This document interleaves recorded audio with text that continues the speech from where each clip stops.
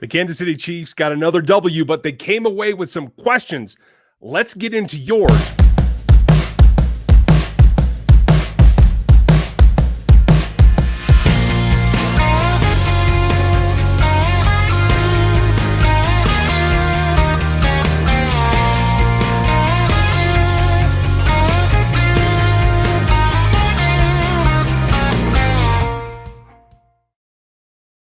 Welcome back, Chiefs Kingdom. We are live, and I know there's a football game going on here, so more power to Alex Smith and those Washington football teamers. We're going to see what they can get done, but we're going to get into the questions because we can all kind of watch this tick down together. I think that'll be kind of fun. If you're new to the channel, this is where we do Q&A. This is Monday night for Chiefs Kingdom. This is where we're at. We'll go through your questions, and we'll get down to the bottom of everything that we can. We'll have more film for you, as well as stats tomorrow. Jeff Porter will have something. Aaron Morrow's in the chat. Dan should be here later, so I have the headphones on. We'll see if he makes it. He'll have film later. We'll have the game plan and everything else.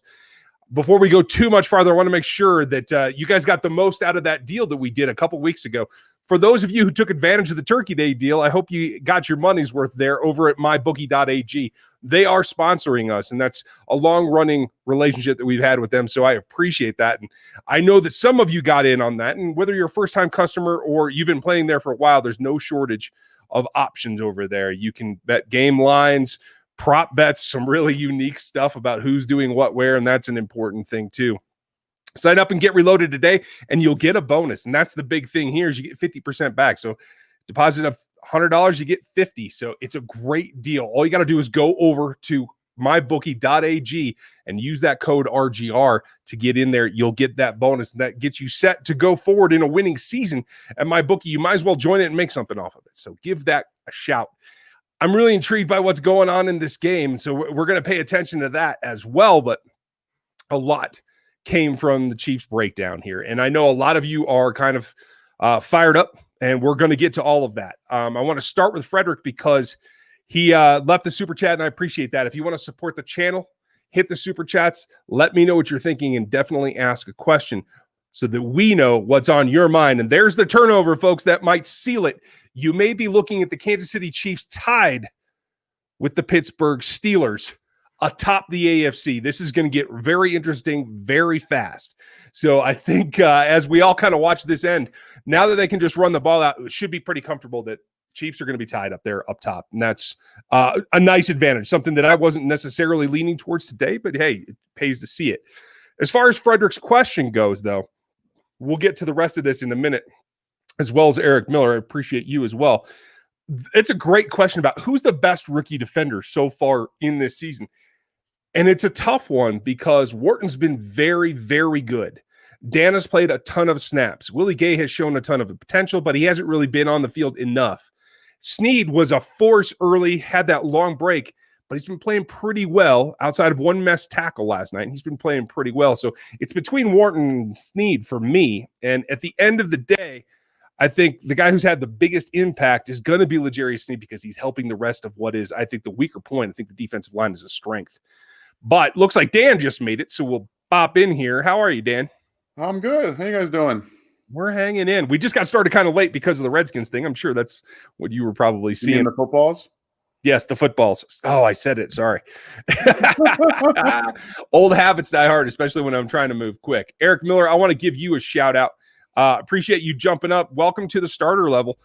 Things change in the memberships as you go up the tiers, folks. So just becoming a member down, the first one's a draft pick, and then you can choose where you go from there. We had a lot of fun last week on the first Zoom call for the All-Star, All-Pro members, and then we have one-on-one with Gooch here pretty quick. I think he'll make it to the chat tonight. If not, I'll just have to try to track him down tomorrow. And we do have the member chat tomorrow night as well, so keep that in mind. So there's so many comments, folks, and with the delay, I'm way behind. I'm just going to start from where we're at right now. So if you asked your question, go ahead and pop it back in there, and I'm sure that Aaron's happy to help us as well. So the first one I'm seeing is from Eric, and how ironic is that Alex could give us the home field advantage. He certainly could, and if this winds down the way that it should end up with the two of them up top. And I haven't looked at the tiebreakers. Dan, I don't know if you have. I have. Yeah, they would have a better in-division record, so the Steelers would still hold the 1 seed over the Chiefs. Okay. So, and that's fine and dandy, not a big deal. Ooh. There's other games to play. What, you drinking barley wine? Oh, yeah. Oh, there you go. All right, guys. So this is that beer we were talking about last night. It's called Deep Flux. If you're in Kansas City, you can find it. It is 14.3% alcohol by volume. And the whiskey flavor is very potent. Yeah. Let's just say that. So you get a nice little whiff. This is what it looks like. Like, oh my gosh, this is like strong. You're gonna be rolling here pretty quick. It's aged in whiskey barrels as well as Madeira and rye. It's a great beer. It's one of my favorites, and it is my favorite style. That barley wine stuff, you got to be up in the 11 plus range, and that's kind of what I dig. So there's always something, right? And Eric, you had a great point. I mean, Alex might have got us the Chiefs there. Can't say that it's going to stay there. And like Dan said, the tie breaks are a monstrosity. Just because they're up there right now doesn't mean something can't change very quickly. So we will get into all of that, but we'll move on here. Eric Schneider, member, how are you? What's troubling you guys? Frank Clark, lack of results, or the bonehead plays the last couple of weeks? By bonehead plays, I assume you mean turnovers, or I'm not sure exactly. Do you mean for other plays by Frank or something different? I think it's probably talking about the penalties from last week, not this week, but last week. Okay, that's what I would think. But in that case, I'm still a little bit more worried about Frank. Yeah, lack of results is it's an issue. You mean you're paying him quite a bit of money to be an all-pro defensive end, and he has not been. Yeah, I mean, and I knew we were going to get into this. I've done some research today. I'm probably going to put another video out later in the week, just a short one of the morning ones, you guys, just to give you a rundown. But first, I should give these guys a shout out too, because I'm drinking triple West Coast IPA from Finkel and Garf up here in Boulder. So if y'all get up here, they make outstanding beer. But this is only about 1% behind Dan.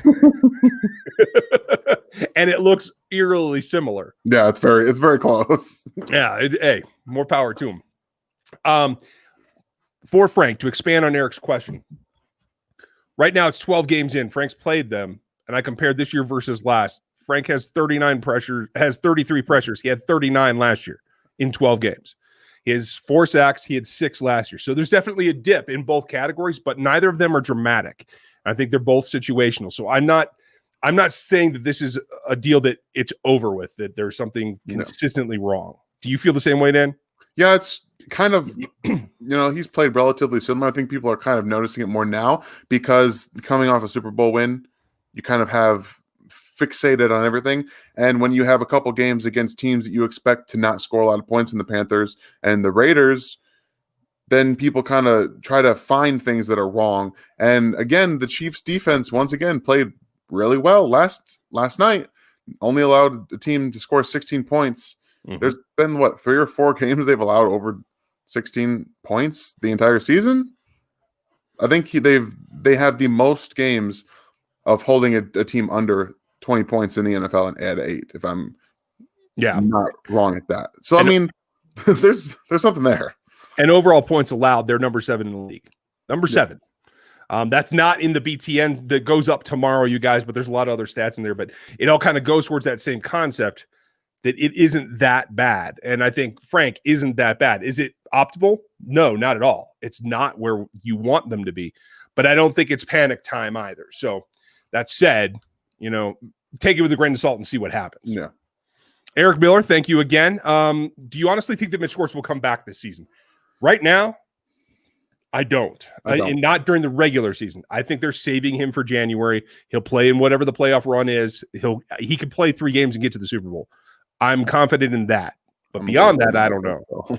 You're not confident in that? I'm not confident in that right now. And the only thing that makes me a little bit confident is that he's been like an extremely upbeat person on social media. He's still doing, everything to support the team, and kind of like, even he had a nice little back and forth with Joe Thomas on Twitter today about the Jets 0 blitz, whatever you want to call it, against the Raiders. So that makes me feel like he's in really good spirits. So that's the only thing right now that I have to clinch to, that they're saving him for the playoffs. Because right now, if we look at the way that Mike Remmers has played, there is no immediate rush to get him back.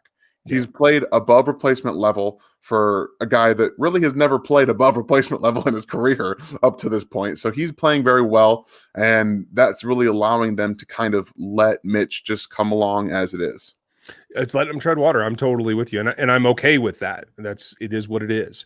Daryl Miller, thank you for your super chat. I know you'll have a question here, so I'll just circle back to it. Cole, how are you? Will there be any draft pick Zoom calls? Sure. Well, do you mean getting the draft picks on? I usually get one or two every year because I reach out to their agents. I can't guarantee it, but yeah, there'll definitely be some of those. If you mean for the draft pick level, no, the Zoom calls are up at the other levels. So just check those out and see where you feel like you want to be. I just scrolled again. Shoot. Okay, there we go. Back.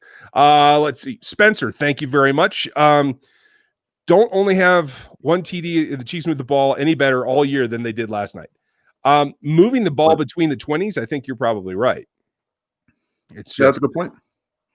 It's just that little bit there to the end line, Yeah, I mean, this is something that crept up last year too before the playoffs. Like they were having troubles inside the red zone, and it comes back to not being able to really run the football when you need to get a yard or two. They do not have the offensive line to do that. And, Matt Derrick mentioned it on the Locked On podcast from yesterday that what they're doing, I also talked about it last night, that what they're doing with the trick plays and the cute stuff leads us to believe that they don't have confidence that they can just line up and get that 1 or 2 yards. That's why we see a lot of this Mahomes in motion like every single week. They kind of feel like they need something to give them an edge at the goal line, and they don't have that. So they're going to need to, either figure out what to do on the offensive line. If they're going to continue with this, this group, then they're going to have to do something different in terms of whether it's getting the ball to the edge, use a little bit more of those read options or even just, the pitch game, let Mahomes make a decision on the edge and get it to the edge too. I mean, they have the ability and the weapons to get the ball to the edge without using trick plays or end arounds in the goal line. That's where you really don't want those. So they have the weapons and the tools to do that. They just need to start getting the plays right. And I tweeted it out today. Jump balls. I would love to see it. But again, this is Andy Reid. He doesn't care. Nope, not going to do that one. But I'm with you. Get to the edge without losing depth. That's what the key is. And whether that's off-tackle hammers, which is what I would be doing with an H-back like Anthony Sherman, or whether you're talking the pitch or the option or the toss. Those are all options. They seem to go away from them. They were able to run down the middle last night late. That's not the same thing as when you're going into the goal line. So, Isaiah, you have a good point. Schwartz and Clark are the key to the repeat. If Schwartz can get back for the playoff run and Clark can find himself again, what do you think? I agree with you. They have to have more pressure than this. And quite frankly, they have to protect Pat against playoff teams, which is not what they've been having to do the last few weeks. I mean, the Bucs, but still. They have to step it up in both areas. I'm completely with you. Ozone, thoughts on Ward not liking his playing? It feels like he's regressed. I agree with you. I think he's lost some confidence. That's my personal opinion. What do you think, Dan? Yeah, it feels like he's just – I've watched a couple of these close-up plays, and they don't seem to be allowing Ward or Breeland to play much actual press. Yeah. Which is their biggest strength. Breeland is able to overcome that because he's got a vast array of knowledge, and he's been in the league a while. He knows what's going on, and he can pretty much adapt to most situations because he's been there. He's seen all of this. Ward is still just not there yet in terms of his understanding of offenses and where he needs to be on the field if he doesn't have his hands on somebody. So, it's odd because his best clips from last year were him getting in guys' face and being physical at the line of scrimmage and throughout the first 5 yards of that route. And he's just not doing that a whole lot. So it's a little frustrating. I bet it's kind of frustrating for him. He's not able to do what he's best at. What protects him, yeah. Yeah, exactly. And it's putting him in a bad situation. Yeah, and I agree with you completely. Ian, I do think if Kelce stays on this pace and he feels like he's got another 5 years in him, I think he will surpass Tony as the best chief tight end in history and quite literally the best tight end in history. I know Dan agrees with me. Oh, yeah. Rodney, I don't differentiate. I think they're both there. I think they're both just as good as the other. Quite frankly, I don't think either of them would be as good if they didn't have the other. And also, Kyle Pitts from Florida, I haven't watched. Waddle is amazing. I would love to see him on this roster. He will never be there by the time the Chiefs pick. So I don't disagree in terms of the talent level, but let's talk about this just from a little bit. You have Waddle, who hasn't played in a little while. You also have a guy named Jamar Chase, who hasn't played this year. And these guys, Devontae Smith is going off. Like, you have a lot of these receivers that are now elevating themselves in the draft order, and you get some of these players that kind of start to fall. You haven't played in a year. A guy like Jamar Chase, Waddle, Jalen Waddle could fall a little bit, but I don't expect them to be at 32. Maybe around 28, 27. You can trade up a little bit. I would love that. I think that's, no offense, a little wishful thinking, because quite frankly, I don't think the NFL will put any stock into this season. I think they were going to base most of their evaluation on 2019 because of COVID, the lack of competition level, all kinds of stuff. I almost cussed there. I agree with you. It probably should, but I think they're going to take a large grain of salt with this season's production. I can get that. I think that Devontae Smith is probably vaulted himself to wide receiver 1 in this class. Like, really? That dude is. I've watched a good amount of tape on him this year and just watched it in games. That guy he's 175, but he can do it all. So I feel like he's vaulted himself into the wide receiver 1 conversation. Well, let's hope you're right, because if that's true, and I know you've watched a ton more college tape than I have, then that is good for the Chiefs getting somebody as an option. Yeah. Chad, I always think that Darrell Williams should play more. That's just how I wake up in the morning, basically. Let's see. Yevgeny, how are you? Mahomes seems to be taking too many hits. True. Should the Chiefs O-line address the pass rush and the LB in the draft process and investment? Absolutely. All 3 of those 10 times over. And if they get their comp picks, they're going to have a couple extra third rounders, I believe. So there is an opportunity there as far as I feel. Spencer, I'm not ignoring your questions. I'm just not going to address the refs. I don't do that. There's nothing I can do to change any of it. Short yardage is one of the biggest concerns. We agree. Start converting short yardage goal to go. Honestly, like we said, they got to hit the edges. They got to run play action better and more often. And quite frankly, they got to throw the corners, whether it's a jump ball or not. Dan, you have a good point. They could do that. They won't. No. But they got to go to the corners, the pylons, either the back or the front. My dream situation is you bring up Schwartz and you have a goal line package. You get Kemp, you get D-Rob, or you get Watkins, you get Kelce, and you get Fortson out there. That way you've got 4 receivers that can go up and get the ball, and then you can just try to run the football too. That gives you options for tall guys in the end zone within the 5-yard line. You have just one package, and you send them out. Either you run the ball or you throw it up to one of these guys. I mean, come on. Yeah. It's believe me, Chris Conley would have still been on this roster if they had thrown jump balls. I'll just tell you guys tell me what. That was the thing about that draft pick. You know that he's a speed deep down the ball field, go up and get it, and yet you want him to be a possession receiver. Yeah, it is what it is. Ian, good question. I think Snead's doing okay in the slot. I think he's perfectly capable there. What you saw from Hamler last night was a really good route runner and a guy with a lot of directional speed. Take advantage of him. I don't think that's anything specifically on him. I think he's the best suited of anyone but Tyrann Mathieu to do that on this roster. I think that he would have gotten away from Fenton. He would have gotten away from Ward and clearly Breland as well. I still like Snead better at the outside, but he's filling a role that this team needs in order to let Tyrann roam. And when Tyrann gets to roam and not play the nickel or the free, he gets to do fun things. The Steelers did just lose, by the way. Yeah, and it's over. Yeah, there we go. They went through a pick. Oh, really? I missed that. Yeah, well, I'm talking too much now. Man. Hey, it was in the bag, folks. Pie Dessert, with all these close wins, pay dividends towards winning close in the postseason, or is that overrated? I think that it does, especially when you take into account, like we talked about earlier, how many of the rookies are playing. Yeah. Those guys don't have that experience. So anything you can get them to get comfortable with performing when it's tight, especially when it's tight and you're down, even better. I think that helps. Yeah, this is we always want to blow guys out, right? But in the playoffs, rarely are you going to have a chance to blow people out. Even the Titans game where they blew them away with the 35th point. Like, it was kind of close for most of the game. And obviously we saw the Super Bowl, it was tight all the way to the end until the Chiefs ended up pulling away. So these close games you get that experience, and you don't get too nervous in the playoffs when this kind of stuff happens. In the regular season, you can kind of see some nerves pop up here and there in these closer games, but as they continue to grind them out, that's just going to be good for them down the road. Yeah.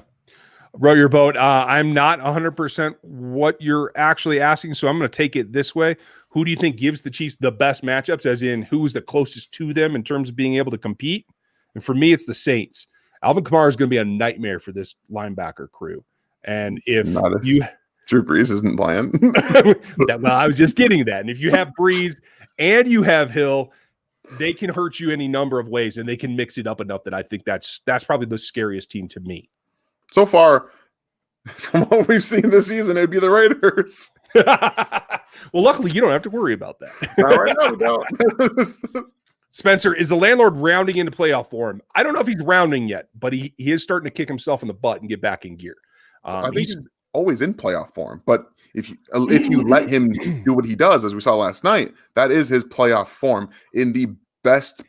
When he's in the best position to be who he is, that's just what he is. He's a great player. Yeah, that's a good way to put it too. Wait, sorry, Paydirt, I skipped you after I put you up there. What's with Saunders and Reed's remarks? If you saw Reed today, he was just talking about the fact that he still feels that he's a good player. I think it was a thinly veiled reference to Sean Wharton kind of surprising them the whole year, and that's why he's not on the field, because he's been passed up in terms of performance of what they're doing. Doesn't mean he's out, doesn't mean he can't recover, but the injury set him back, and he's got to impress again. I think Pinnell's gone next year, so I think he gets his roster spot back. Yeah, I agree with you. Okay, Ian, with a quarterback group of Ward, Snead, Fenton, Baker, Keys next year, should they consider using Fenton or Baker in Dan's role? I would love to see Fenton in Dan's role. Yeah, I think he fits that perfectly. I do too. And with a bit more speed and still that same instinctual kind of thing that he can play in space and come up and jam dudes. He hasn't had that many reps one-on-one with tight ends. I'd like to see that a little bit better, because that's the thing that they have to be able to control. Yeah, he's also not 31 or 32 years old. Well, that's true. He's got hair still down here, unlike me. I don't think that Swartz has ever had hair past Maybe that. not. It's been a long time. Eric, isn't the defense exactly what we were hoping for in 2018? You are absolutely right. Yes, you are. It's all relative, man. Recency bias, man. Right? You ain't kidding. Deldrick, how are you? Man, Dan could be a very cool video on penalty and missed plays. I'm guessing he's probably already got that in the works. I mean, some of the plays that didn't happen. I mean, yeah, we can talk about those. Right? There's all kinds. Rodney, 2 questions. What's a better connection? I answered this. Okay. I just fell behind, so he repeated it. Sorry there, Rodney. Sorry to keep you waiting. Any concerns about the O-line heading into the playoffs? Yes, and yes. Basically, between the tight end and the other tackle, I'm concerned. Yeah. Is that narrowing down? So they flashed up some PFF grades last night. Obviously, they do that with all the Sunday Night Football ones. And if you guys looked, I don't know if you guys looked, and take this with a grain of salt, because PFF grades are a tool. They are not end-all be-all. But Nick Allegretti was the 9th ranked guard in the NFL, according to PFF. That's out of all guards, just letting you know. So he's earned a starting spot. He's a guy that you're probably not going to replace, because he's actually playing really well. And guys like Austin Ryder and Andrew Wiley are guys that you look to replace. And I don't know if they've signed Wisniewski to the roster yet. I don't think they have. But he was a guy just for the day. Yeah, that's a guy I think that they're looking to get into this lineup at some point. Otherwise, why would you bring him up? One, sign him to the practice squad, and then bring him up yesterday. There's really no point in doing that if you don't think he's going to play at some point. Yeah, and I agree with you on Ryder and Wiley. I think Algray's playing the best of the 3 of them. Yeah. And I think that number 9 was out of the left guards, just to say it. But I would flip him over to right. He's certainly capable of playing on the right-hand side, and Wiz has always played on the left. Yeah. So if they can do it, fine. Just keep him in the lineup somewhere. I think that's the main thing we're trying to get at. And for the love of God, play Dan Kilgore. Please. Just this experiment needs to end. You make those 3 changes, and all of a sudden you'll be able to run down the middle. You'll be able to get short yardage. You'll be able to pull power and actually kick somebody's teeth in at the edge. And that sounds kind of like fun to me. Sorry. Ian, should they give DOD a chance on passing downs when he returns from injury? No, I don't think he's earned that. I got to tell you, I'm all for him making it. I pull for him, but I don't think he's earned it. It's gone, guys. Just letting you know. Oh, good Lord, folks! It's gonna get fun here, real quick, and I'm gonna find the next one. Because I'm right here at the end. I got to get caught up.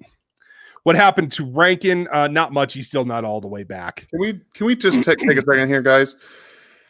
I've said it before, and everyone wants to just insert Martinez Rankin into the starting spot. He played 3 games in his NFL career. Let's just kind of slow the roll here a little bit.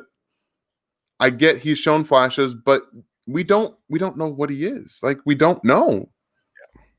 Yeah. And Wisniewski's come in last year, and he played exceptional well. He's a veteran. He knows what he's doing. And Nick Allegretti has already played more games than Martinez Rankin has his entire career. Like, it's just kind of – I don't think that they're just going to take him and after that devastating leg injury and just insert him into the starting lineup.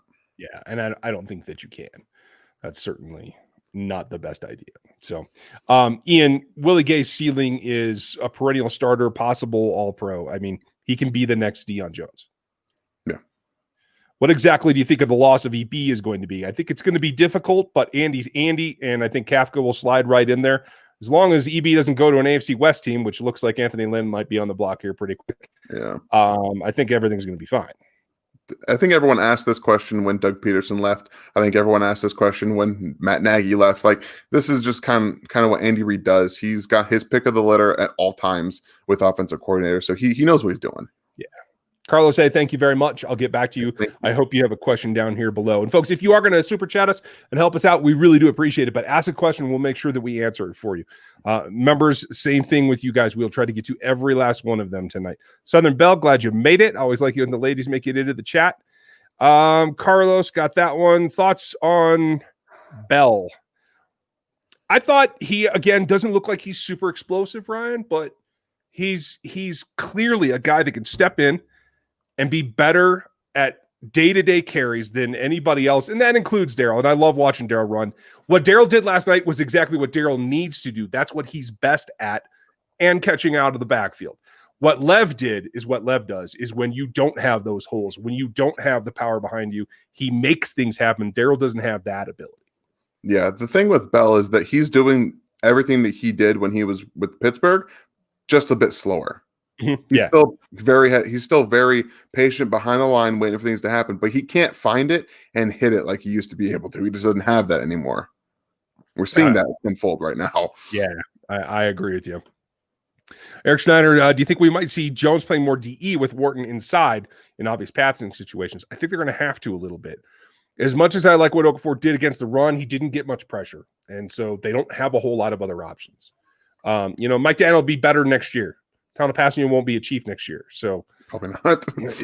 That's kind of the way that it's going to go.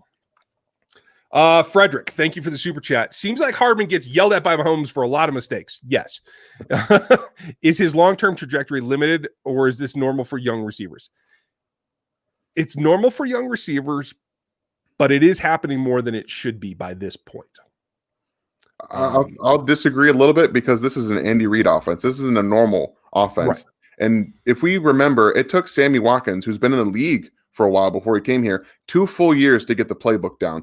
And Mecole Hardman is entering his third or fourth season as a wide receiver ever. So, yeah. I mean, this is one, it's brand new for him. You can pick up the playbook quickly and still be a year and a half behind of what you need to be in this Andy Reid offense. So, a lot of it is chemistry in terms of understanding where Mahomes is going to be or where Hardman's going to be, and they don't have that one because Sammy Watkins and Tyreek Hill and Travis Kelce get the playing time at wide receiver, as well as DeMarcus Robinson, so they don't have a lot of time to get that chemistry on the field, and you can only do so much in practice with that kind of thing. So yeah, Mecole Hardman is getting better in his routes, his understanding of defenses, but that chemistry with Mahomes is not there because they don't have that game chemistry yet.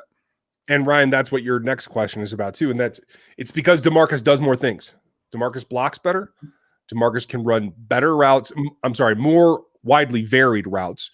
Whereas Hardman still relies on speed for the majority of his good routes. And I'm going to break it down for you guys. I don't think Mecole Hardman is anything more than a slot receiver in the NFL. I'm with you. It's good to know them all, of course, when you have to do it, but that's part of the Reid offense. On the outside. Yeah, especially against press. There's just no way. And Sammy looked strong last night. There's a reason Sammy's there, and DeMarcus is closer to Sammy than Hardman is. So you have to have both guys on the outside in order for Hardman to really sing. So, hey, at least we're on the same bill.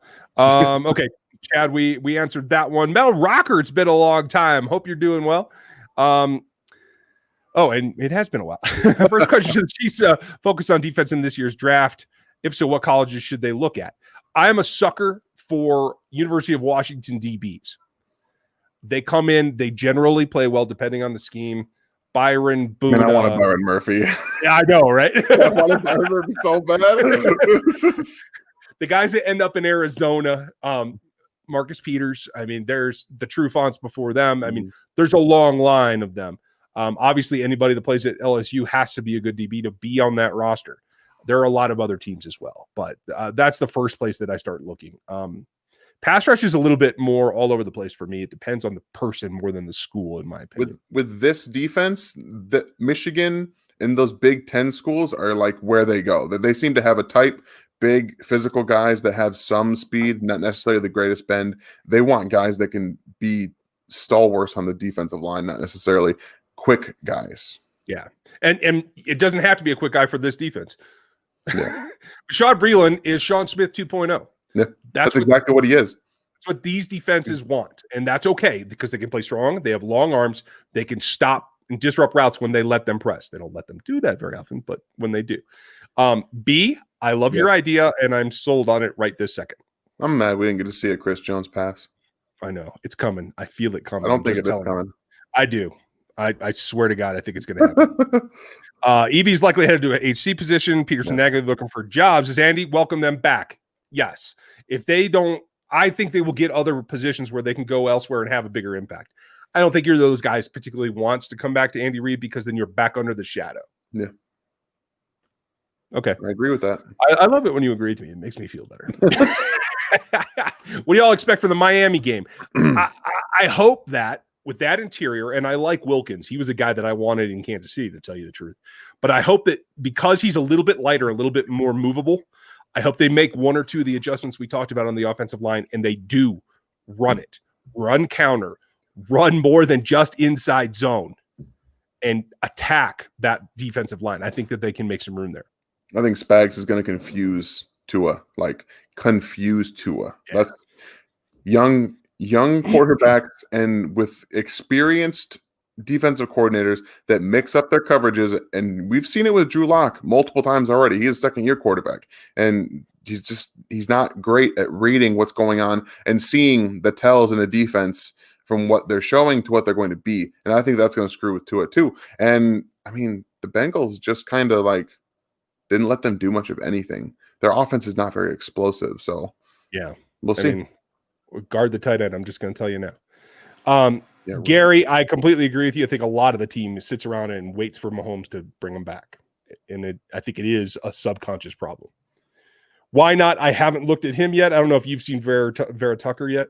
Okay, cool. Nope. We will get to it. Don't worry. The offseason will be full of our film takes. I guarantee it.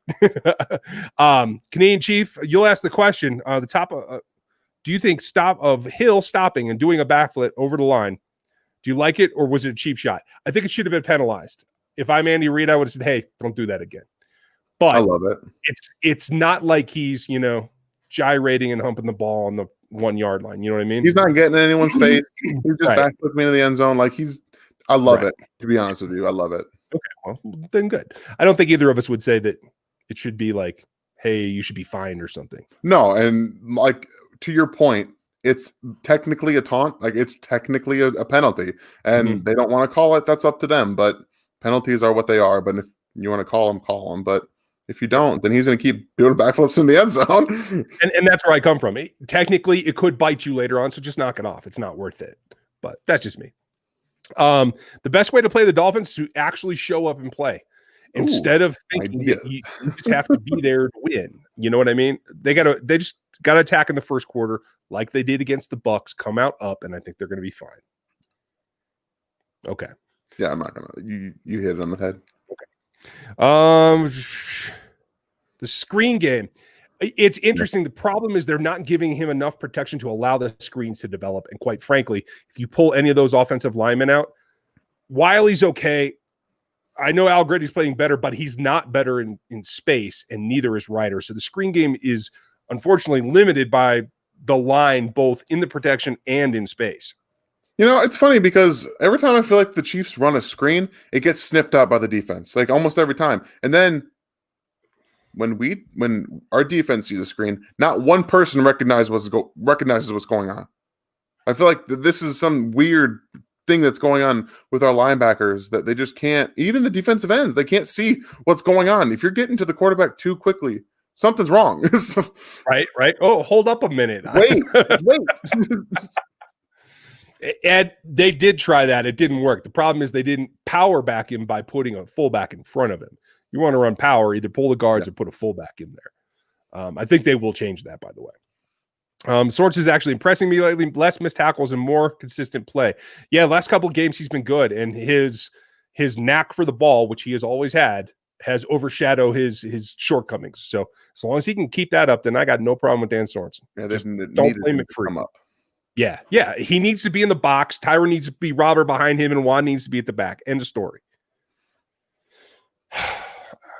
We're going to disagree about something, I swear. What do you think about the screen game? Okay, just answered that one, Eric. Sorry. You read faster than I do, Dan.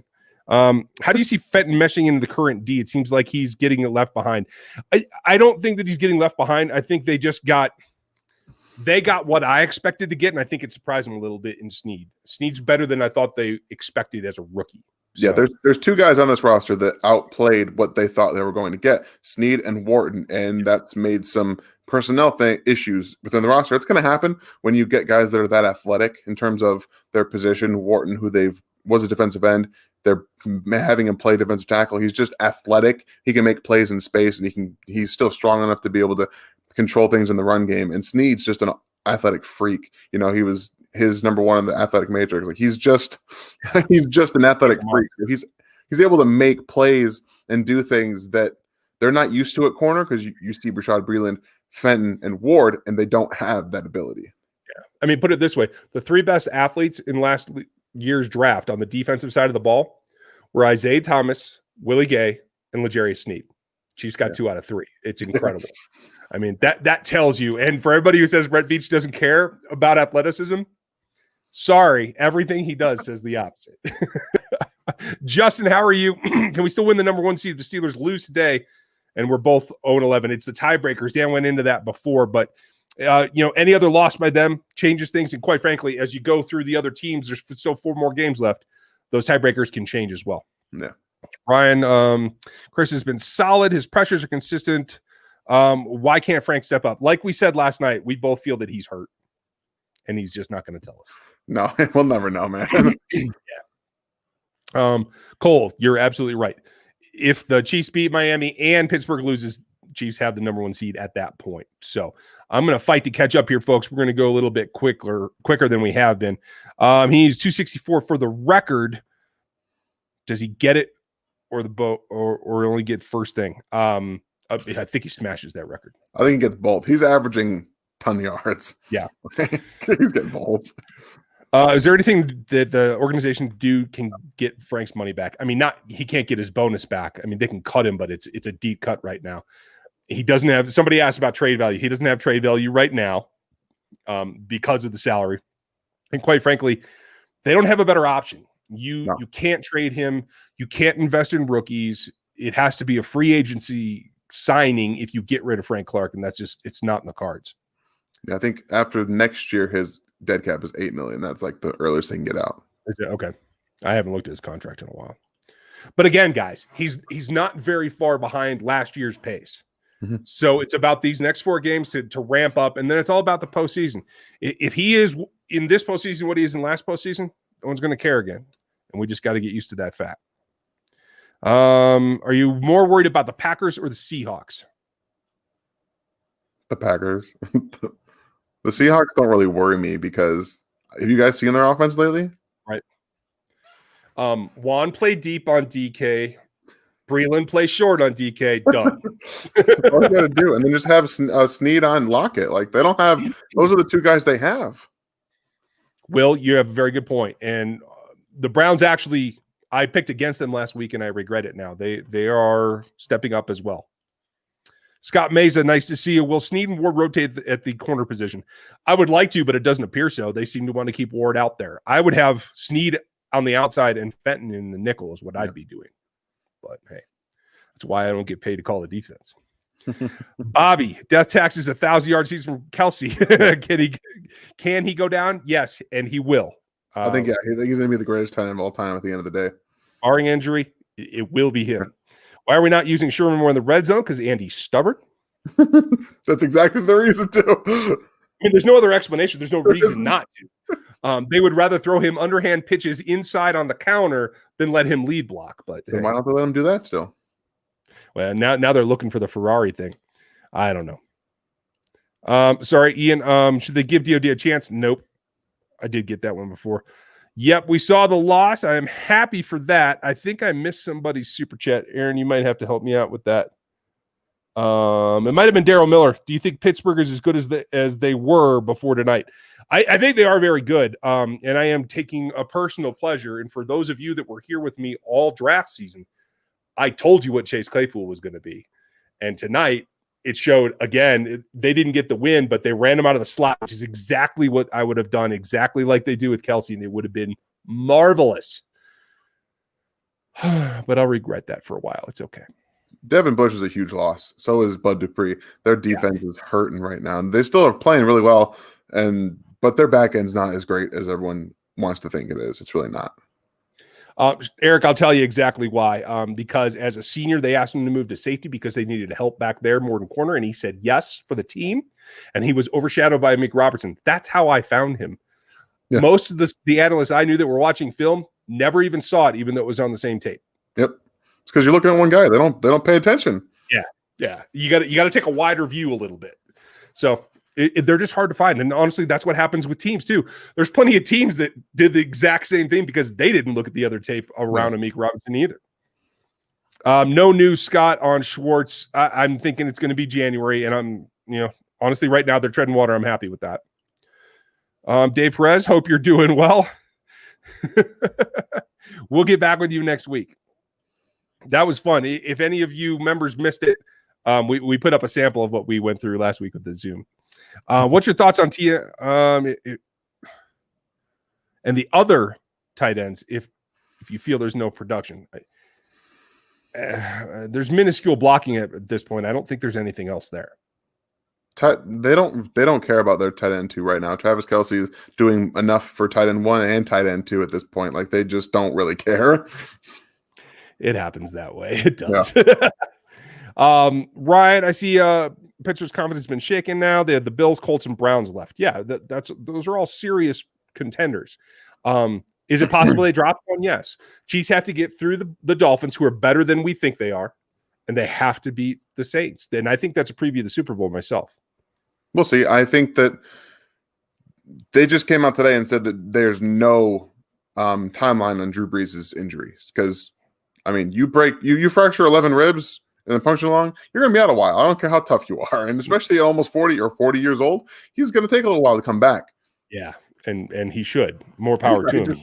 You need to rest. Yeah. I got Fredericks on Hardman.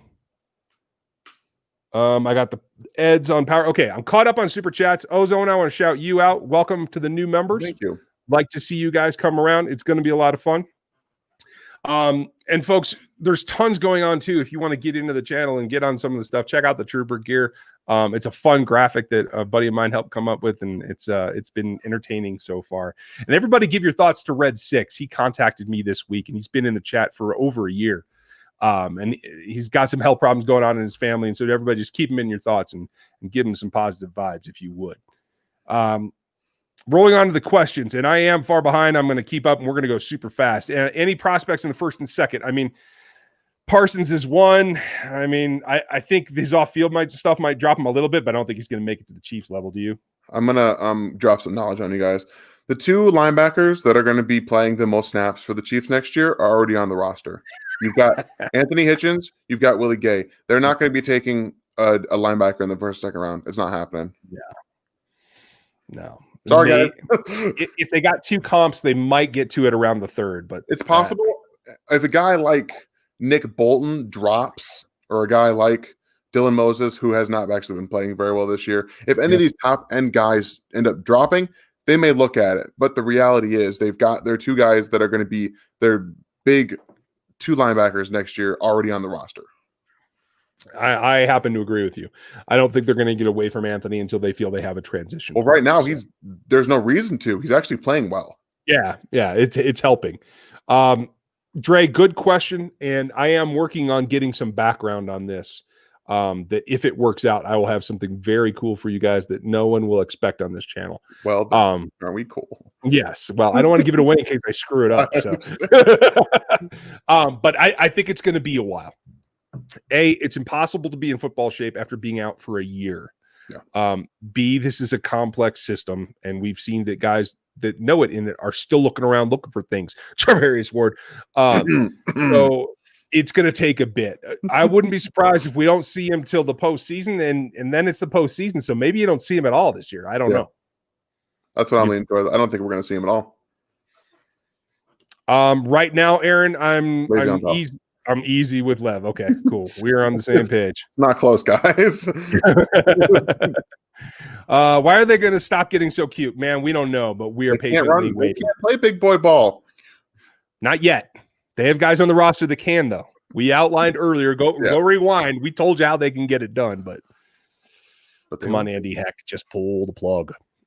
Chances of the Steelers lose another game, I say it's 50-50 at this point.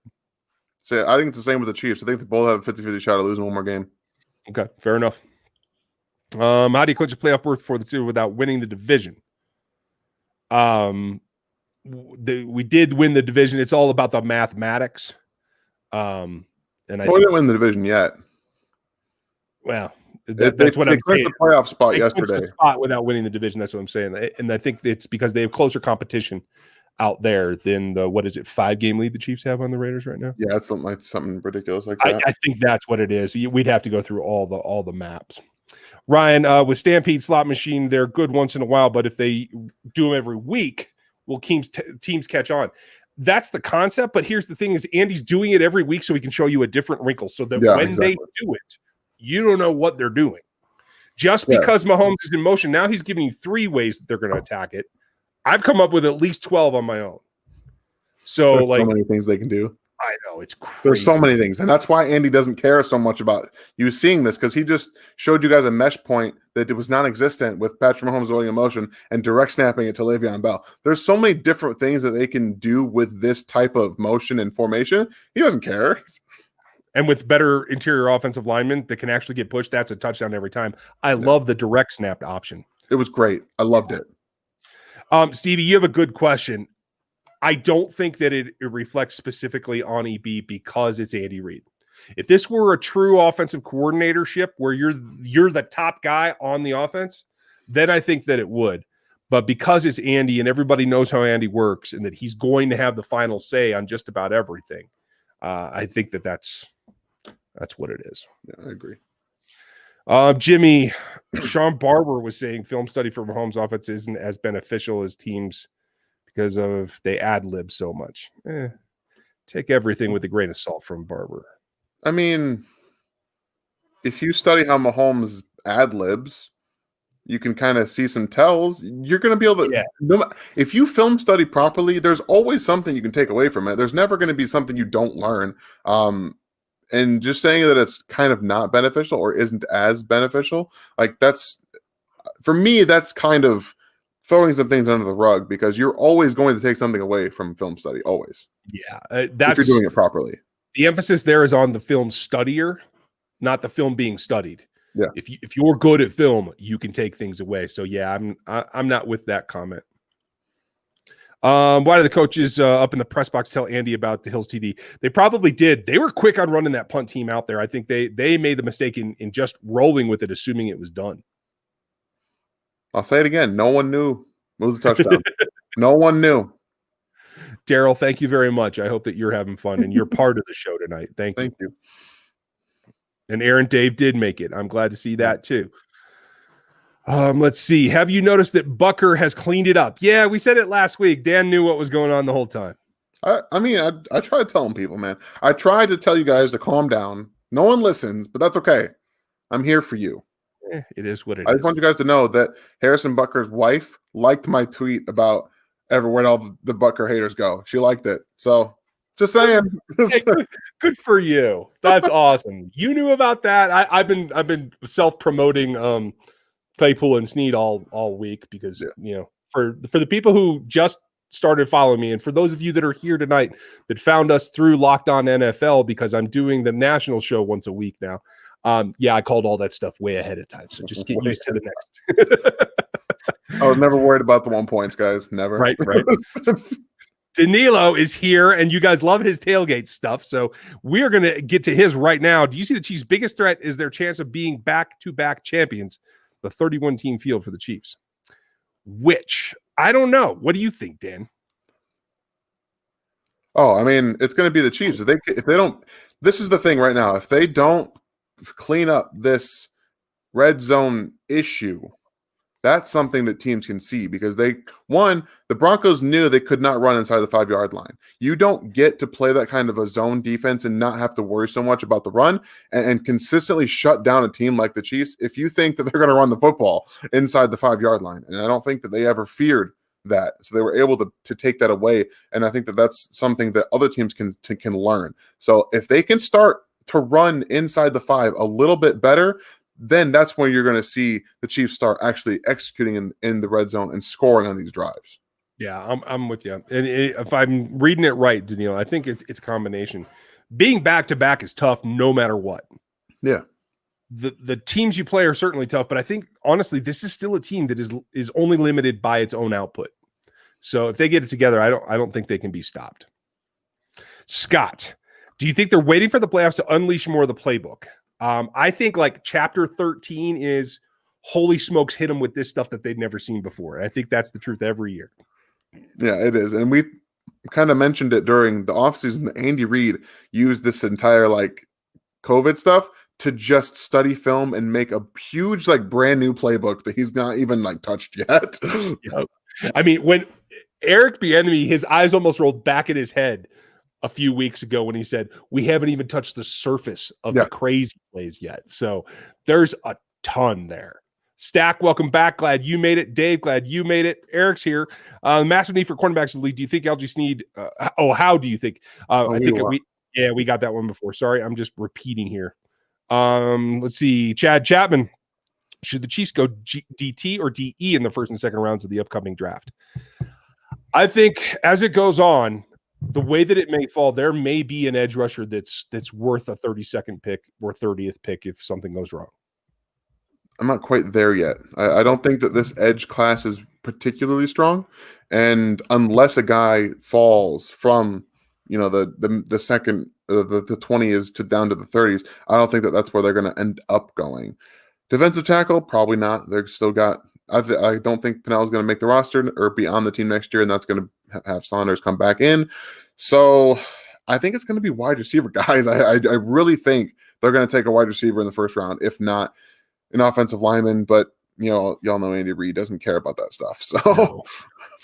And Danilo disagrees with us on Sorensen. He thinks that if he's in the box, he doesn't get those interceptions. I disagree.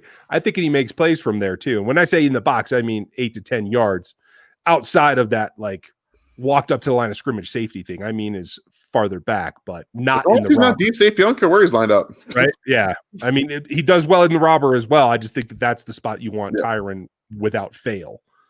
Let's see. Maximo, how are you? Your thoughts on the other tight end besides Kelce when there's no production? It's a talent thing. They took a gamble on RSJ. It didn't work out. I will give you guys a little hint. Your favorite wide receiver that's on the practice squad is practicing at tight end now. I haven't put that out in the public, and I won't tell you where I got it, but you have a better chance of seeing Jody Fortson eventually lined up attached to the line. Let's see. I know. It is what it is. Hey, if they split him out like Kelce, go for it. I don't care. Okay, we got that one too. I'm so far behind, folks. I'm sorry about this. We get to talking, and that's the problem. Fetty, I don't think he's going to be on the field anytime soon. Maybe towards the very end of the season. Week 17, if they have their position wrapped up, you might get a chance.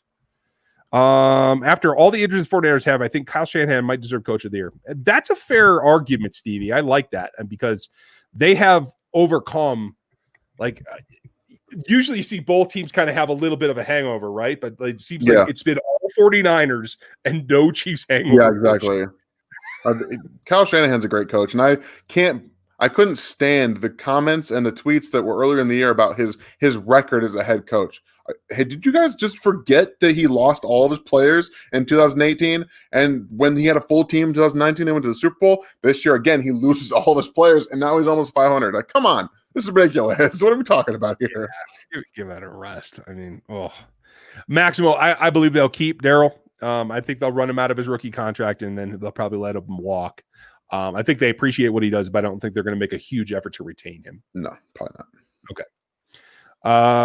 Who's next? Nathan, we went over the red zone stuff. We feel that you got to change out some of the offensive linemen. You got to run not in the A gap, and you got to be dedicated to it. Anything I missed, Dan? Oof. Okay. No, I don't think we got that one. Okay, scrolling. Maximo, thank you for the sticker. I appreciate it. Fetty, I do think that Ricky Seals is a failed experiment at this point. He was worth the roster. Get him off the roster. There's 4 tight ends on the roster, guys. There's 4. Scott, you have a good question. And I don't actually. I like the rule that they have for Daryl where he is the third down guy. He's the protection guy. We all know that he can catch. He scored more touchdowns catching than running for the Kansas City Chiefs. And I like him in that role. Lev has the creativity to run in between the tackles, whereas Daryl's power in there. So I think a 3-headed monster here really works for this team. I agree with that. And Bell's, I thought he was going to be the third back coming in. I did, because I think he's good in pass protection as well. He's a bit bigger in terms of, he's like 6 foot, 6'1". He's got some weight to him. So I think it's interesting that they've kind of interchanged Clyde and Le'Veon in the early down roles. And then when it comes to like the 2-minute stuff, then Daryl's always in there. Yeah. I agree with you. I saw an interesting one as I'm looking here, but I just scrolled past it. Sorry about that. I think it was you, Ian. The idea of signing Colquitt back is only because they know what he is, and they know that the leg has gotten old, and they're not ready to carry that salary for that production, especially as a backup. Having the other Townsend on the practice squad, I don't know what that's about either, but hey, it is what it is. Scott, good question. Do they have to go after a replacement for Fisher or Schwartz in the offseason? It all depends on Lucas Niang's hip, because that's what he's for. And the lack of this development year. Hopefully he's been able to continue his rehab. Remember, we talk a lot about you can get back in a year from an ACL or a hip labrum or something like that, but you're really not 100% until the next year. Mm-hmm. And so he's had that built in. The question is he healthy enough? Has he worked on his range of motion? Has he rehabbed well? I'll be really interested to see, because he's got a lot of the traits that the Chiefs need right now, even in the short yardage. Yeah, if he comes in overweight next year, it's not looking good. I can tell you that much. Yeah, and that's not good for his injury either. No. Ryan White, when we signed Baker, did we absorb his rookie contract, or were they on terms of that? No, it's a brand new contract. They terminated it when they let him go from the Giants. So he was a true free agent. But because he's not vested, there are some rules that change there. I believe they will have exclusive rights free agency application of a tender ability, but that's all I know. Ozone, thoughts on the Cleveland Browns? I think they might have a tough matchup because of their running game. I think they could beat the Steelers. I certainly do. That division is a lot of 1-2 kind of punches. So the Browns are obviously a very good run offense, but we're going to kind of take a minute here to talk about Baker Mayfield, who beat up on a Titans defense that's not very good. Let's just be very honest. Their defense is the problem with that team.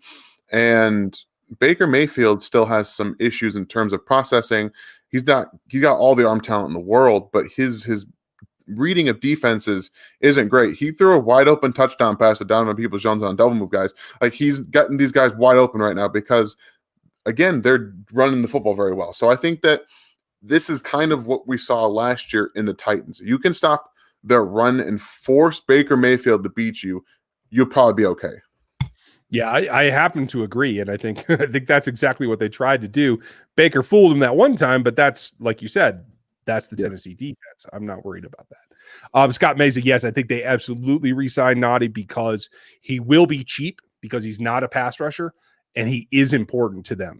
And he's done everything they've asked him as well. Maximo, sometimes I do see flashes of the Sutton defense, and it makes me cringe. Will they stick with Spags? Undoubtedly. Hardman takes the snap, rolls out to Hill on an option play. What do you think? I don't trust Hardman with the ball in his hands. I know he's the next quarterback, but come on, guys. Yeah, I'm not there. I'm just not there. But Danilo disagrees and digs it, so that's cool.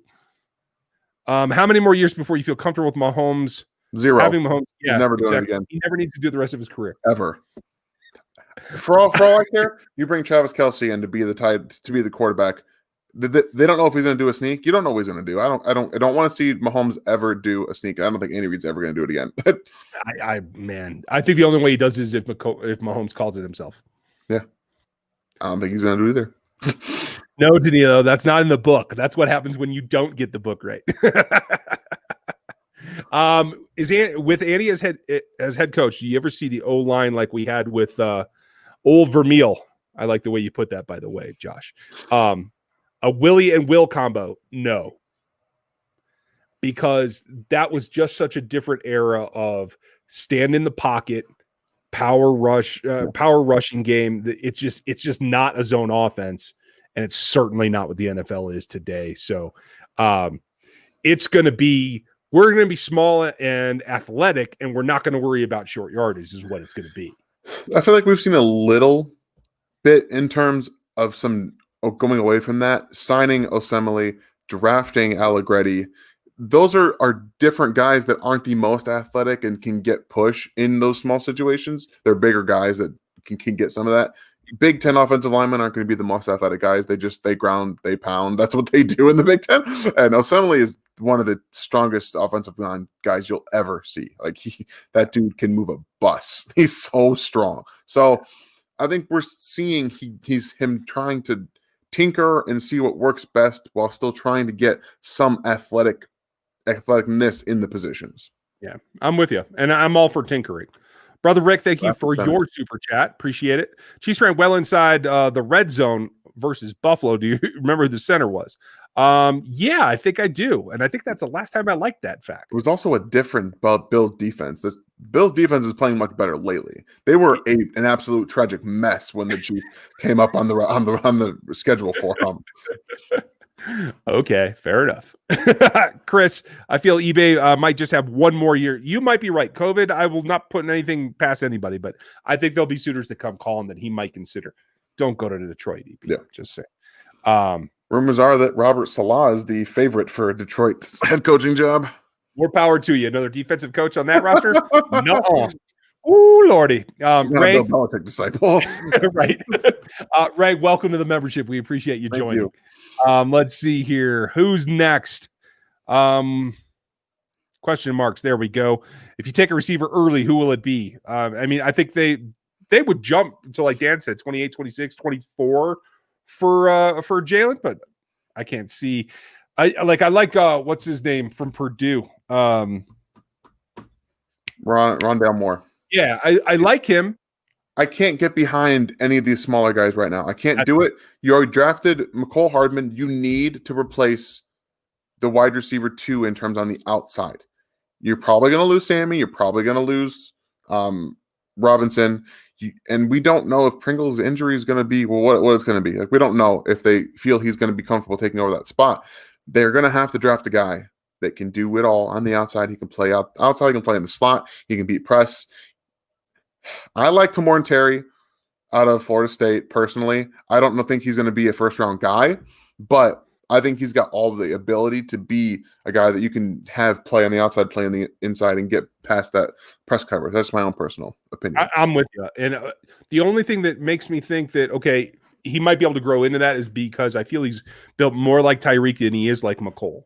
Yeah, McColl's frame doesn't allow to put much weight on. That's the difference is that Hill, like he was already putting weight on when he came into the NFL. He just got that frame. McColl's just a little bit not as dense. It just doesn't allow for it, in my opinion. Like we don't know who he could come. Who knows? Next year he comes to camp just completely swole. Who knows, man? Yeah, that's exactly it. It is a question. Ian, I'm glad that you made it. No worries about being late. I'm glad that you're a meme creation specialist. So, Awesome. folks, go grab those because more power to Alex Smith. The guy is freaking amazing. And I am NFL. I know you're watching. This should be the Alex Smith Comeback of the Year award. Period. From here forward. They tried to sell the Comeback Player of the Year awards between Ben Roethlisberger and Alex Smith. Come on, Fox. Don't do ridiculous. This. They were like showing their surgeries, and Ben's got his elbow up, and then you see Alex's leg. Why would you bother trying to compare those? That's a ridiculous, feeble attempt from Fox. I did not like that. I'm totally with you. You're right, Evgeny. As a backup, that is perfectly accurate and apt to have. That's smart. Yeah. Ian, are Chubb and Hunt the best running back duo in the league? Yes. There's no other answer to that question. and yes, we all agree. Chubb is probably the best back in the league. And that's what I said last week on Locked On NFL, and people lost their minds. And yes, I took him over Derrick Henry because he can do it all. He's more versatile. And you want to have fun in the pass game, but he can catch. Right?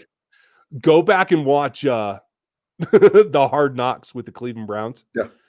They literally shoot past him to film Baker picking up luggage and ignore Nick Chubb the whole time. It's ridiculous. And that's the only reason Baker's able to get anything done is because of that run game. So I want you guys to go, all you on Twitter, go follow Jay Moyer. He's an excellent running back breakdown film guy. And I retweeted one of his tweets of showing Nick Chubb doing what he does. That guy, he's a physical freak. He's an athletic freak. He can do things that Derrick Henry cannot do. You're absolutely right. Heard Chris Sims talk about Casey's defense not having the closeout games because they have $1 zillion on offense. He does say the offense's job is to close out games. I didn't realize that Patrick Mahomes now plays free safety. Yeah, right.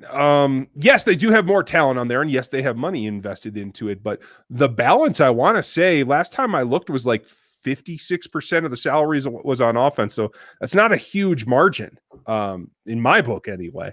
But yeah, that's fine. So I think it's both sides of the ball not get paid to close out games. Like, do we just all of a sudden think that it's only Patrick Mahomes' job to close out games? The defense can't be allowed to do that. This is a bad take. Yeah, I'm not a big Chris Sims fan. He makes sense from time to time, but a lot of that stuff I feel like he just pushes to push, you know? How shocked are you the Ravens are on the outside looking in and could miss the playoffs? I'm quite shocked, to tell you the truth. Yeah, I wasn't expecting this level of like fall off. But again, the Chiefs are breaking teams. Come on, guys. This is what they do. They broke the Ravens. It does happen. Alyssa, if EB does go, it'll be Mike Kafka unless somebody hires Mike Kafka. And somebody tried to do that last year. And if that's the case, if they were to both leave, it would be Jay Blaber. He's the next in the line. Unless Nagy or Doug wanted to come back. They might both lose their jobs. Who knows? I think Peterson's literally out the door, like right now. He's got 2 feet out. His head's kind of sticking back in. But that's about what it is for me right there. I will say this. If he puts Jalen Hurts in and they win, and I told you all on draft day, Dan was here and Danilo was here. I said, take Jalen Hurts because I love Jalen Hurts. I love Jalen Hurts. If he puts him in and they win, it might save Doug's job. I don't think he wants it saved, though. I know. I'm just I think saying. he wants out. Cooties, yes, definitely. Wow. Andy Humberg. That's your friend. That's my former roommate. Everyone say hi to Andy, who's a member now too. Way to go, Berg. Thank you. Yeah, glutton for punishment. Good news. Willie is better than Patrick Queen. Woo! We don't know that. Patrick Queen is really, really good. And here's a big difference. Patrick Queen's playing all 3 downs, boys. His defensive coordinator trusts him to play all 3 downs. Yeah. Want to know why? Because he played in an SEC defense and started more games than Willie Gay ever played in college. Yeah. He played 6 games. Yeah. He played 6 games. Talent-wise, I would put him on par. Yeah, you're they're absolutely on par. right. They're like the same guy. They're very close athletically, what they can do in space and all that stuff, but Queen's just played more. Yeah, it's like 900 to 300 snaps. There's a huge difference. Yeah. Tactics, Bucker's 100% at what? Everything. Bucker's the second best kicker in the NFL. How do you feel about CEH's development at this point? I think his development's been fine. I feel like he's blocking okay in the pass game. He's getting better for sure. Yeah. I wouldn't say that he's great, but I think he's improving. I will say this. I do feel like he's hitting a bit of a wall. I feel like the explosiveness wasn't quite there the last couple of games.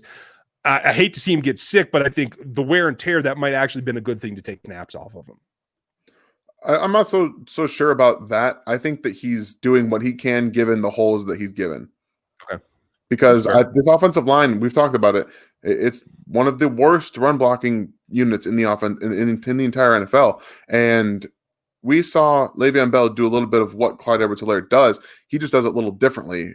Le'Veon Bell is more patient, and he still wasn't able to do a whole lot more than Clyde Edwards-Helaire does on a regular basis. And he's seen way more than he has in his time. So it's just not a good offensive line in terms of running. They can't run the football, and guys are getting beat, and he's having to make guys miss in the backfield, and that just leads to 1 to 2 yard gains. Yeah, I mean, it's all over at that point. You've defeated the play itself. Then it's about making a miracle happen with your ability to cut, and it's a lot to put on a rookie. You know, he's tired, and I don't blame him. Nathan, if Chiefs, not a Chiefs question, but would you agree that Matt Stafford has been the most wasted QB in Detroit? Yes. Yeah, QB, sure. I mean, Eric Hepple could make an argument about it back in the day, but yeah, I mean, he's been the most wasted player ever to play in Detroit outside of Barry. Even Megatron, I would say Stafford's ahead of him. It's close. Okay, fine. I think it's real close. They made him retire. Okay, well, there is that. Okay, fair enough. Adam, I'm not as worried about the Miami defense as they ought to be. Flores is smart, though, and I think it's going to be a little rough going in the first quarter.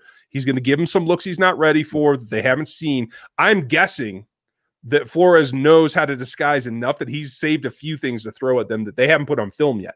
I would imagine so. Plus, I mean, he was with Bill while he played him for the first couple times. So he's taken some things, I would imagine, from that game, stored it in his back pocket, knowing they're going to play the Chiefs.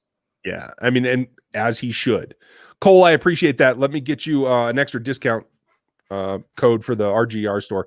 Folks, I'll have another discount code for everybody next week. I just didn't get it done before tonight. It's been a little bit kind of hectic around here. Let's see. Trav, they could go O-line early, but by early, I mean third round. It's just not a very strong interior draft.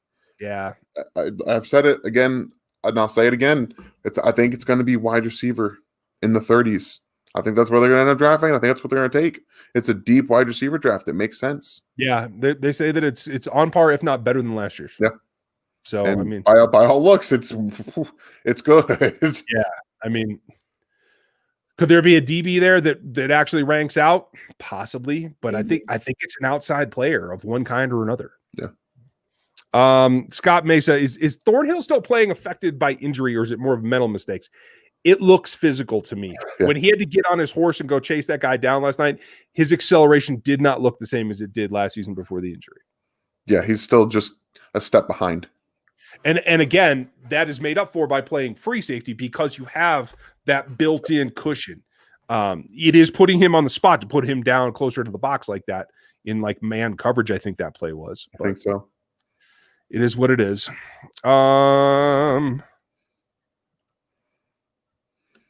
Daniel's going to go live too tonight, you guys. Go check him out.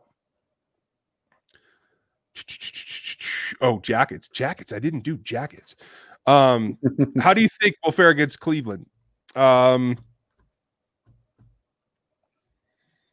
think it's a slugfest, but the Chiefs will pull it out. I'm not scared of the secondary. I'm not super scared of the secondary, but I think they can just run all over this team right now.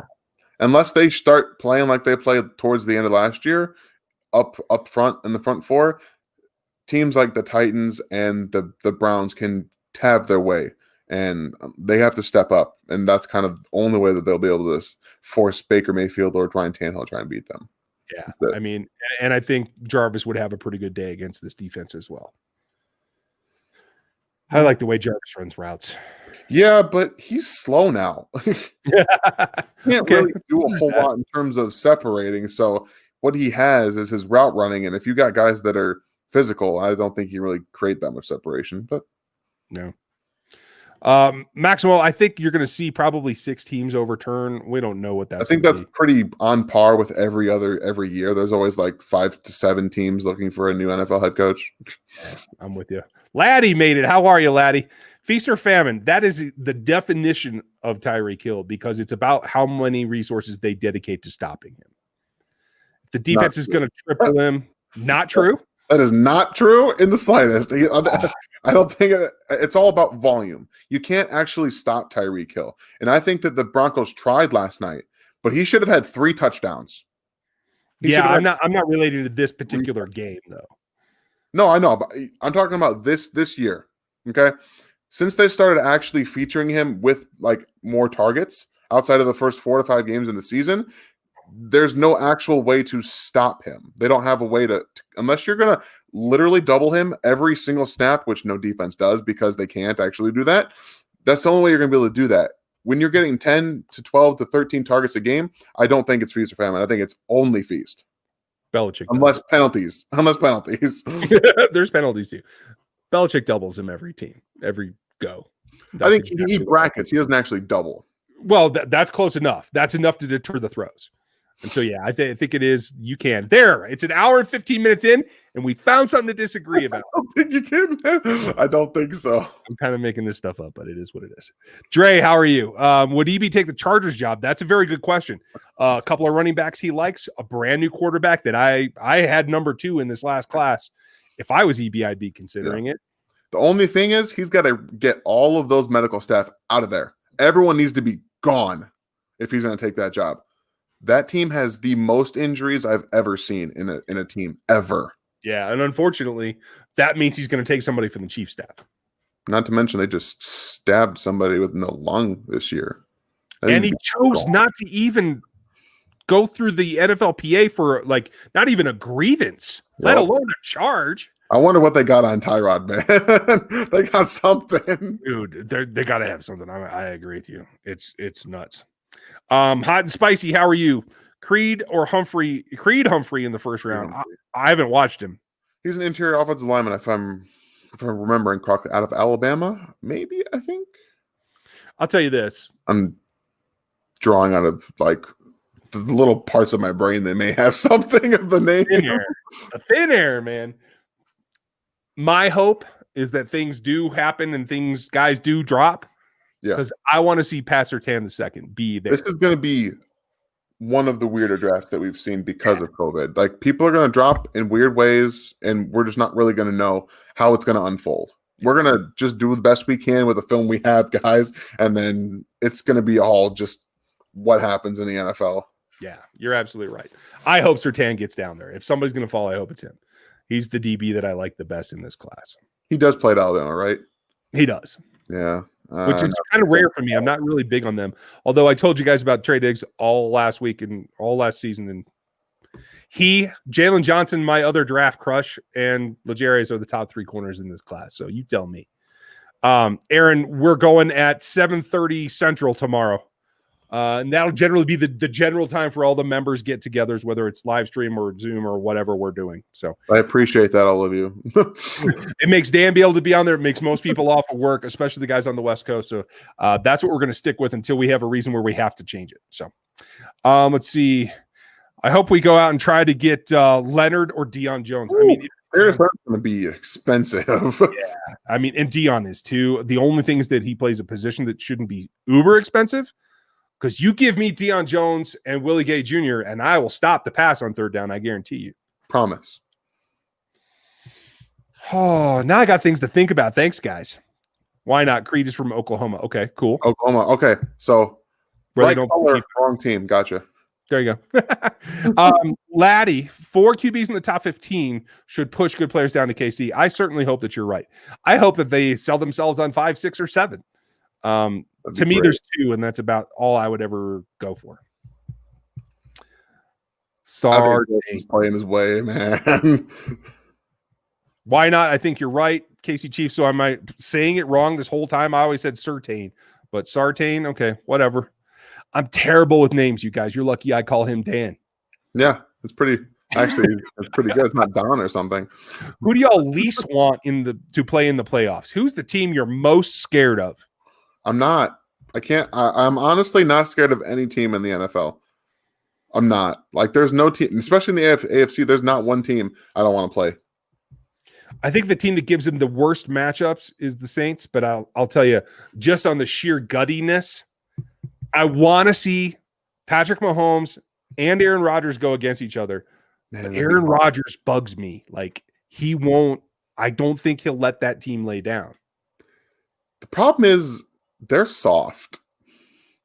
The Bucs dismantled them by just playing a little bit more physical. Like, they don't handle it. But the 49ers did it last year, and I think that they would, if they found a way to sneak into the playoffs this year, they would do it again, because I don't think the Packers they're one of the more finesse teams in the NFL. I don't think they handle that physicality in any way very well. So are the Chiefs, though. That's the thing. But see, the Chiefs played the 49ers, handled the physicality, and then beat them.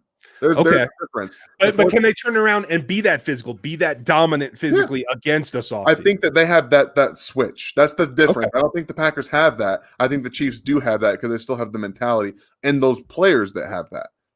Yeah, that's fair. Ian, you kind of precursored it. There will be a defensive end draft pick. There will be a free agent signing. I think it'll be 1, 2, or 3. It's going to be there. If a guy falls in the first round, sure, but I think the value is in 2, 2, and 3. That's where we're going. Yeah, I agree. In fact, I'm fine if they trade out of the first. Do the Belichick thing and get 2 picks for 1, because quite frankly, don't do the Belichick thing, because he's terrible at drafting. I'm just talking in terms of moving back, not the actual selections. But no, if you can drop into like the upper 40s and pick up another second day pick, do it. They have enough need that they have to. Now, if they get those, if EB leaves, I have a hard time finding them leaving. They'll get some comp picks. So, yeah, that's true. I forgot about that new rule. That's a good point. But yeah, you're right. Those are the only 2 guys under contract. They're going to need help. Stack bundles, absolutely. That would be incredible. Aaron, I like the way that you put that. Everyone say a big thank you to the man, Alex Smith, as if this whole organization doesn't owe him a thank you anyway. Keep winning. Still just keeps winning. All right, you guys are Sartain. Okay, well, I'll take the eye out. Honestly, if that's the worst that I do, I'm in great shape. I'll ask him on Twitter. Maybe he'll answer. Oh, good God. Don't put anything on Twitter if you want a legitimate answer. No, him. I'll ask him. I'll just tweet at him. How do you pronounce his last name? Okay. Do that. Oh, good Lord. All right, everybody. We're going to call it here. There's one more question. We'll get that in a second, but want to say thank you for all of you being here an hour and 20 minutes in. Everybody's here at one point or a night from RGR. Danilo, Jeff, Aaron, Dan, and I, obviously. Thank you all for being here. All you new members, welcome. This is going to be fun as we get going. And for everyone who super chatted tonight, thank you very much. We appreciate the support. This is thanks to you. Brand new, not shiny microphone. And if you like the stuff that's in the RGR store, go check out Teespring. It's got some interesting stuff, and I have more coming for you. So tomorrow, BTN, we'll get inside the stats. Jeff will have something that way for you later in the week. Dan has film on Wednesday. I'll have film on Thursday, should be, unless something crazy goes on, and I might even have a bonus for you. So I'm glad that you're all here. Thank you for spending your Monday evening with us. Give Alex Smith a pep talk on Twitter, and we will catch up with you later in the week. Thanks, Dan. I appreciate you being here too. No problem. I love it. This is like one of my favorite times of the week, man. It's good because there's so much stuff we can talk about. I like it. Harrison, got yours. There's one last question, and now, of course, I scrolled, so I'm screwed. There it is. Scott Meza. What is Damian Williams worth next season? Man, that's a good question. The opt-out doesn't hurt him, in my opinion, because I think most teams will take that as saving reps on his legs. But I don't think he's going to have trade value. No, I think he's going to be backup running back because I don't think Bell's back next year. I think that it's kind of a perfect situation. You've got your guy, and then you bring in a guy who was in the system who just had a year off. I think it's perfect. Yeah. Okay. I'm glad we see it the same way. All right. That's it for tonight, folks. Enjoy your evening. We'll talk to you later.